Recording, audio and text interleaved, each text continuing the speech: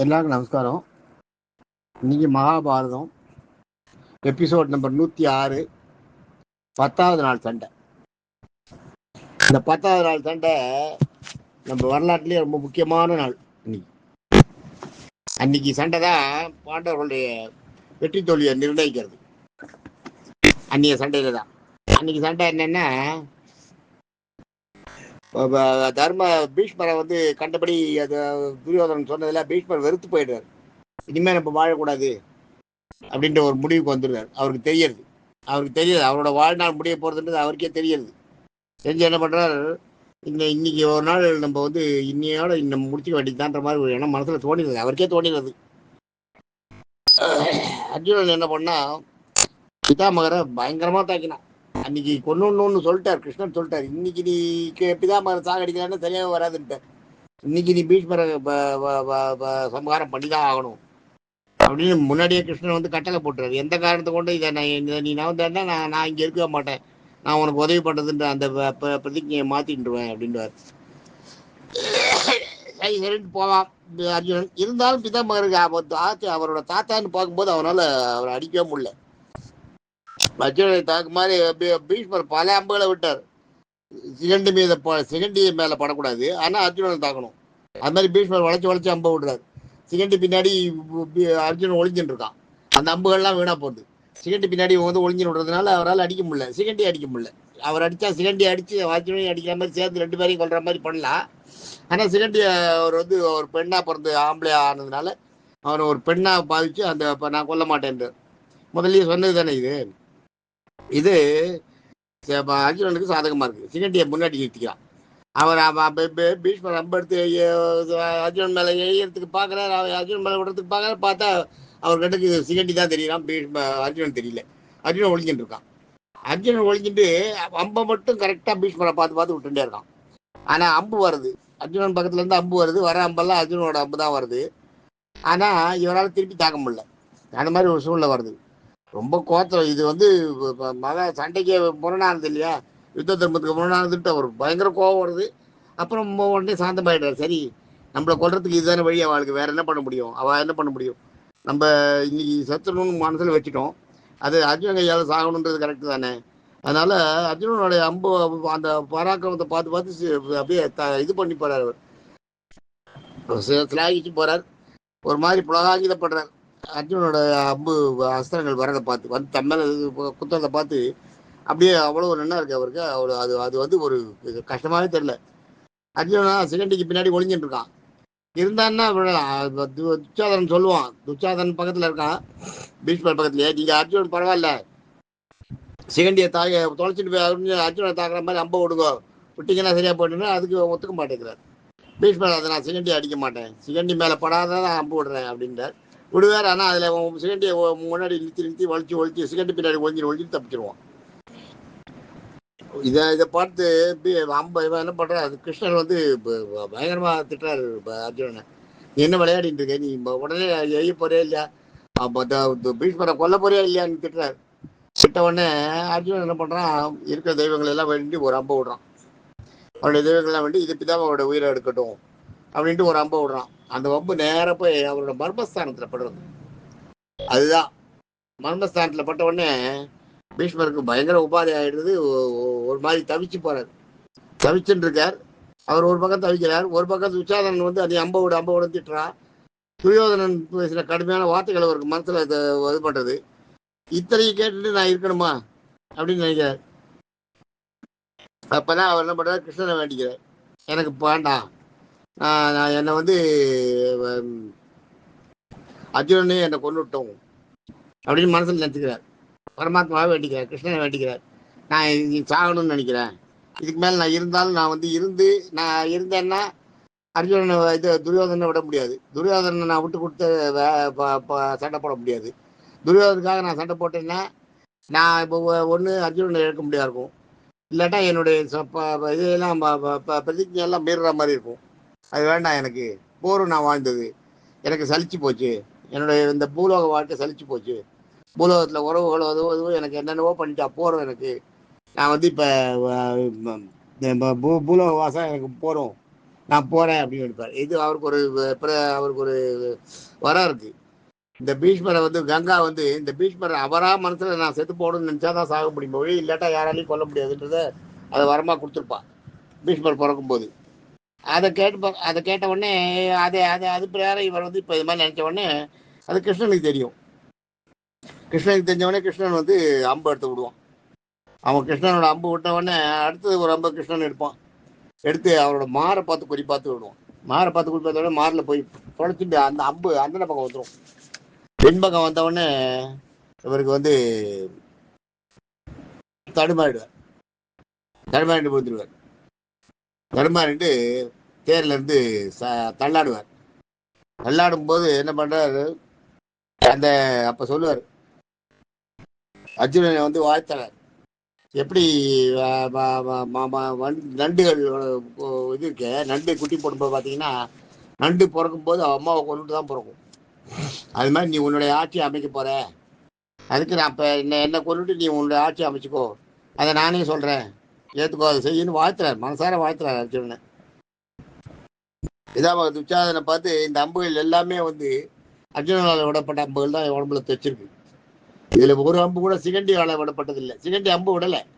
சிகண்டி பெரிய போராளியாவே இருந்தா கூட சிகண்டி மேல பீஷ்மர் அம்பு விட்டாதான் அவர் விடுவார். சிகண்டி மேல அம்பு விடலை. விடாதனால அவர் வந்து அவரோட யுத்தத்தையே கரெக்டா காப்பாத்துறார்.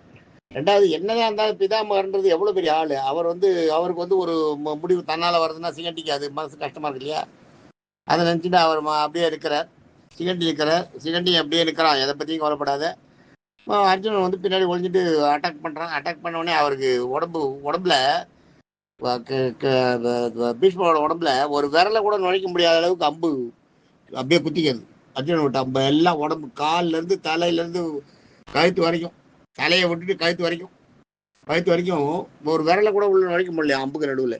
அந்த அளவுக்கு கேப் இல்லாத அம்பால தச்சு அம்பு குத்தி நிற்கிறது உடம்புல. பீஷ்மர் தள்ளாடிட்டு தாயிறார். ஒரு அம்பு விட்ட அம்பு தான் மாஞ்ச நெஞ்ச கீழ்ச்சின்னு அந்த பக்கம் போயிடுச்சு பின்னாடி. அதில் தான் அவருக்கு உயிர் போகிறது, உயிர் பிரியுறது. தடுமாறிட்டு கீழே விழுறார், கீழே சாயிறார். சாஞ்ச உடனே அவர் உடம்பு தரையிலேயே படலை. இந்த அர்ஜுனன் விட்ட அம்புகள்லாம் இருக்கு இல்லையா, அந்த அம்புகள்லாம் அப்படியே படுக்க மாதிரி ஆயிடுச்சு. அப்படியே அந்த அம்புகளோட அப்படியே படுத்துட்டு இருக்காரு. தலை மட்டும் கீழே தொங்குறது. உடனே என்னென்னவோ எனக்கு தலை தொங்குறது, தலை என்னால் தாக்க முடியல, தலைக்கு தகாணி பண்ணுவார். யாரையோ கூப்பிடுவார், தகாடி எல்லாம் கொண்டு வைப்பா. கேட்டு துரியோதனன் வந்துடுவான், துச்சாதனன் வந்துடுவான். துரியோதனன் உண்மையாவே பயந்துருவான். பீஷ்மர் இல்லாத நம்ம எப்படி சண்டை போட முடியும்னு அப்படியே மிரளுவான். சண்டையே முடியாது, நம்ம கையாலேயே நம்ம தாத்தா சாவுக்கு நம்மளே காரணமாயிட்டோமேன்னு அழுவான். ரொம்ப துரியோதனன் அழுவான். கொண்டு வருவான். துச்சாதனன் பெரிய பெரிய தலாணியெல்லாம் ஏதோ தலாணியெல்லாம் கொண்டு வைப்பான் அவர் தலைக்கு. அவர் தலைக்கு அதெல்லாம் சரியா வரலன்னுவார். அப்புறம் அர்ஜுனா நீ ஏதாவது பண்ணுன்னுவார். அர்ஜுனனை பார்த்தா எல்லாரும் சண்டையே, அந்த பெரிய சண்டை நடந்துட்டு இருக்கிற சண்டை அப்படியே நின்று போயிடும். எல்லாரும் வந்து பீஷ்மர் கீழே விழுந்திருக்கிறத பார்க்கறதுக்கு வந்துருவான். தேர்ல இருந்து பீஷ்மர் விழுந்துட்டாருன்னு ஒரே புரளி ஆயிடும். யுத்த களம் பூரா புரளி ஆயிடும். யுத்தம் பண்றவாள்லாம் யுத்தத்தை நிறுத்திட்டு பீஷ்மரை பார்க்கறதுக்காக வருவா. எல்லாருமே வருவா. அன்னைக்கு யுத்தம் பாதியிலேயே நின்று போயிட்டு எல்லாரும் வந்துருவான். வந்து பீஷ்மரை சுத்தி நின்றுக்கிறான். பார்த்தா பீஷ்மர் அப்படியே கீழே கிடக்காரு. அர்ஜுனன் சொன்னோடனே அர்ஜுனன் என்ன பண்றான், 3 அம்பு விடுறான். 3 அம்பு தலையில விட்ட உடனே அந்த 3 அம்பு ஒரு கூம்பத்து கவுத்து வச்சா அப்படி இருக்கும். அது மாதிரி பிரிஞ்சுட்டு அவர் தலையை தாங்கிக்கிறது. தலையில குத்தாது, பின்பக்கம் அம்போட பின்பக்கம் தலையை குத்தாது, ஆனா அவர் தலையை தாங்கும். 3 அம்புகளை விட்டு அது மாதிரி விட்டு அதை தாங்க வைக்கிறது.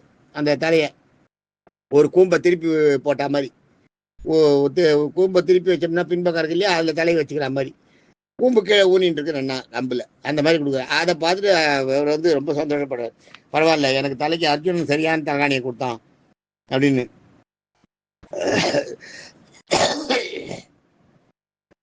எவ்வளோ முன்னாடி பண்றாரு. அர்ஜுனன் மேல பெரிய பெரிய பானத்தை எல்லாம் விடுறாரு. ஒரு பானத்தை விடும்போது அர்ஜுனன் மேல இவர் விடும்போது அர்ஜுனன் அந்த பானத்தை 3 துண்டாக்கிறான். அந்த பானத்தை 3 துண்டாக்கின உடனே தான் அது சக்தி வாய்ந்த அஸ்திரம். இவர் பிரார்த்தனை பண்ணி விட்ட அஸ்திரம். அந்த அஸ்திரத்தை அர்ஜுனன் உடைச்சிட்ட உடனே தான் இவருக்கு வந்து அந்த அர்ஜுனன் இனிமே ஜெயிக்க முடியாது அர்ஜுனன் அந்த அந்த பயமே வருது. தன் தோல்வியை அறிஞ்சு தான் சாக போறோன்றதை அறிஞ்சு பயப்படாம சாவை ஏத்துட்டு பேர் பீஷ்மர் தான். தன்னுடைய முடிவு தெரியறது, தன்னுடைய முடிவை தானே கேட்டு வாங்கிட்டு அதுக்கேற்ற மாதிரி அதை இருந்தவர், அதை இது பண்ணவர் அவர் தான். அந்த சாவை ஏற்றுட்டவர் அவர் தான். அவரை மாதிரி ஒரு பீஷ்மருக்கு தன் முடிவு தெரிய ஆரம்பிக்கிறது, தான் தோற்றுருவான்னு தெரியுது. அப்படியும் கூட உணர்ந்தார். அவர் நிலையை பார்த்து அர்ஜுனன் வந்து அவரை என்ன பண்ணுறான், நிராயுது பண்ணி வைக்கிறான். அவர் கையில் ஒன்றுமே இல்லை, ஒரு கேடயத்தை எடுத்துட்டு கீழே குதிக்கிற, அவர்கிட்ட சண்டை போனால் அந்த கேடயத்தையும் கத்தியை எடுத்துட்டு குதிக்கிறதுக்கு போறாரு, கேடயம் கத்தியும் பறந்துடுறது அர்ஜுனோட அம்புனால. கையில் ஒன்றுமே இல்லை, நிராயுத பாணியாக பீஷ்மர் இருக்கிறார். பீஷ்மர் நிராயுத பாணியை அடிக்கக்கூடாதுன்னு ஒரு தர்மம் இருக்குது போர் தர்மத்தில். ரெண்டாவது, பீஷ்மர் கொஞ்சம் தப்பிச்சு போயிட்டோன்ற எண்ணமும் அர்ஜுனனுக்கு இருந்தது. பேசாமல் அப்படியே கொஞ்சம் கொஞ்சம் கேப் போடுறான். இதை பார்த்த உடனே கிருஷ்ணர் வந்து பயங்கரமாக திட்டுறார் அர்ஜுனனை. நீ என்ன நினச்சிட்டு, நீ என்ன பிதாமர அடின்னு சொன்னால் நீ வந்து அவருக்கு கேப் விடுற, நீ உன்னோட இதெல்லாம் எனக்கு தெரியாதுன்னு நினச்சிட்டு நீ என்ன ஏமாத்த பார்க்குறியா, நீ இப்போ கொல்ல போறியே இல்லையா, தான் பாரு, நான் சொன்னதை நீ செய்யணும், செய்யலைன்னா அவ்வளோதான், நானும் உனக்கு உதவி பண்ண நான் பாட்டுக்கு போயிடுவேன்றார். உடனே என்ன பண்ணுவோம், அப்போ தான் அந்த பானத்தை விடுவோம். பானத்தை விட்டோன்னா அது நெஞ்சு தொலைச்சும் போயிடும். பீஷ்மர் தாழ முடியாத கீழே விடுறார். பீஷ்மர் கீழே வந்த உடனே அவரை தூக்கி அந்த இதை வச்சு நிறுத்திடானே, தலையில் இதை வச்சு நிறுத்தினான். அந்த 3 அம்பை விட்டு கூம்பு மாதிரி பண்ணி அதை அவர் தலையை கடைசியில் அவர் தலையை தூக்கி நிறுத்திடலாம். இது நல்லா இருக்குன்னு சொல்றாரு பீஷ்மர். சொல்றாரு இது நல்லா இருக்கு எனக்கு அப்படின்னு. தேவர்கள்லாம் பூ மாதிரி பொழிகிறா, மேல இருந்து தேவர்கள்லாம் பூ மாதிரி பொழிகிறா. பீஷ்மர் வந்து பீஷ்மருடைய கதையை சொல்லணும்னா ரொம்ப அடித்தரமானது. தன் பிதாவுக்காக தன்னுடைய உடல் சுகத்தையே இழந்தவர். சாதாரண ஆள் இல்லை. அந்த ஹஸ்தினாபுர சிம்மாசனத்தை நான் காப்பாற்றுவேன்னு பிரதிஜை எடுத்துட்டவர். அதே மாதிரி கடைசி வரைக்கும் பண்ணவர். பரசுராமர சண்டையில் ஜெயிச்சவர். இப்போ அம்பை வந்து பரசுராமரோட சப்போர்ட்டுக்கு போக, பரசுராமர் வந்து இப்போ அம்பைக்கு இது கொடுத்து அவளுக்கு அடைக்கலம் கொடுத்து அவளை கல்யாணம் பண்ணிக்க சொல்லி தர்ம இவர்கிட்ட சொல்லார் பீஷ்மர்கிட்ட. அவருக்கு பரசுராமருக்கு இதெல்லாம் தெரியாது, பீஷ்மர் தான். ஆக பரசுராமர் தான் பீஷ்மருடைய ஆச்சாரியன். ஆனாலும் தன்னுடைய பிரதிஜையாக ஆச்சாரியனை எதிர்த்து சண்டை போடுவார். சண்டை போட்டு பரசுராமர் ஒரு ஆச்சாரியனை தோக்கடிப்பார். அந்த இது பரசுராமர்கிட்ட பீஷ்மர்கிட்ட இருந்தது. அவ்வளோ பெரிய ஆள் பீஷ்மர். பீஷ்மர் சாதாரண ஆள் இல்லை. அவர் வந்து என்ன பண்ணுறாரு, அவர் அந்த மாதிரி ஒரு பரசுராமரை போரில் ஜெயிச்சவர். பீஷ்மர் விழுந்துட்டாருன்னு தெரிஞ்ச உடனே கௌரவப்பட சின்னவனமாக சதிரி போயிடுது. துரியோதனை கேட்ட உடனே அப்படியே நில குலைஞ்சி போய் தன்னுடைய நிலைமை மயக்கடிச்சே விழுந்துடுறான். பீஷ்மரா காலமாயிட்டார். பீஷ்மராக்கே ஊத்துட்டார். பீஷ்மரை தோத்துட்டார். பீஷ்மர் தோத்ததா வரலாறே கிடையாதுன்னு அவன் வரலான். அப்போதான் அவன் நினச்சி பார்க்குறான், எவ்வளவு இவர் நம்மளுக்கு அட்வைஸ் பண்ணார், நம்ம கேட்கலையே, நம்ம இது மாதிரி பண்ணிட்டோமே, அனாவசியமாக தேவையில்லாத நம்ம தாத்தாவை இழந்துட்டோமே. பீஷ்மர் மாதிரி ஒரு பெரிய ஒரு அரசனை வந்து பெரிய ஒரு வில்லாளியை நம்ம இழந்துட்டோமே, நம்ம இனிமேல் எப்படி இந்த படையை யார் நடத்துவா, இந்த படையை நடத்தி இதை கொண்டு போகணுமேன்னு கொண்டுவார். அதுக்கப்புறம் அவன் துரோணரை வைப்பா, அப்புறம் கர்ணன் வருவான், அதெல்லாம் வேற. ஆனாலும் அந்த நேரத்தில் வந்து அவர் வந்து தாத்தா போனது அவனால் ஏற்றுக்கவே முடியல. எல்லா தரப்பு பாண்டவ சைட்லையும் சரி கௌரவ சைட்லையும் சரி சண்டையை நிறுத்திட்டு வந்து பிதாமகர் தான் சுற்றி சூழ்ந்துட்டு இருக்கா எல்லாரும். அப்போ பிதாமகர் கேட்பார். அப்போ பீஷ்மர் வந்து துரியோதனன் சொல்லுவார், போரும், என்னோட உயிரை பலி வாங்கினதோட இந்த சண்டையை நிறுத்திடு, போரும், இதுக்கு மேலே வேண்டாம், இந்த சண்டையை கண்டினியூ பண்ணாத அப்படின்னு துரியோதனன்கிட்ட சொல்லுவார். தர்மர்கிட்டையும் சொல்லுவார். தர்மர் என்ன பண்ணுவார், நான் நிறுத்திடுறேன்னு சொல்லுவார். நான் நிறுத்திடுறேன் சண்டையை, எனக்கு ஒன்றும் இல்லை, நான் சண்டையை நிறுத்திடுறேன், துரியோதனன் என்கிட்ட சண்டைக்கு வரலன்னா நான் சண்டையை நிறுத்திடுறேன் அப்படின்னுவார். எனக்கு இடம் கொடுக்கலன்னா, நிலம் கொடுக்கலன்னா கூட பரவாயில்லன்னுவார். இப்போ தர்மர் சொல்லுவார், எனக்கு எதுவும் வேண்டாம், எனக்கு ஏதாவது 5 கிராமம் கொடுக்குறேன்னு அது கூட வேண்டாம், பரவாயில்ல, நான் மறுபடியும் நான் வந்து வனமாசமே கூட போயிடுறேன், சண்டையை நிறுத்திடலாம், சண்டை வேண்டான்னு சொல்லுவார் தர்மர். ஆனால் துரியோதனன் கேட்க மாட்டான். துரியோதனனுக்கு கொஞ்ச நேரத்துக்கெல்லாம் அவனுக்கு அந்த மாயை வந்து சூழ்ந்துடும். நம்ம வந்து பஞ்சபாண்டவர்களை கொன்னாதான் நம்ம ஆட்சியில் இருந்தால் கூட நம்ம நிம்மதியாக இருக்க முடியும், இல்லாட்டா நம்ம நிம்மதியாகவே இருக்க முடியாது. அதனால இந்த பாண்டவர்களை 5 பேரையும் கொன்னுடணும், இது சண்டை நமக்கு சரியான நேரம் அப்படின்னு நினச்சின்னா அவன் இது பண்ணுறான். பிதாமகர் வந்து ரொம்ப அவருடைய சூழ்நிலையெல்லாம் நினச்சி பார்க்குறாரு, தான் எப்படியெல்லாம் இருந்தோம், எல்லாம் எவ்வளோ பெரிய இதெல்லாம் பண்ணோம், நம்ம இந்த சேனைகளை வந்து எவ்வளவு நம்ம நடத்தியிருக்கோம், எவ்வளவு சண்டைகளை போட்டிருக்கோம். அப்போ அந்த மால்வனை அடித்தது எல்லாம் ஞாபகம் வருது. இப்போ நம்மகிட்ட சக்தி இருக்குன்றதுக்காக நம்ம அதெல்லாம் பண்ணக்கூடாது, பண்ணினது தப்பு, அவளையெல்லாம் நம்ம அடிச்சிடக்கூடாது. மால்வன் என்ன பண்ணான், மால்வன் அவனோட காதலி தானே கேட்டான், அவளை அங்கேயே கொடுத்துட்டு வந்திருக்கலாம், எல்லாத்தையும் நினைக்கிறார்.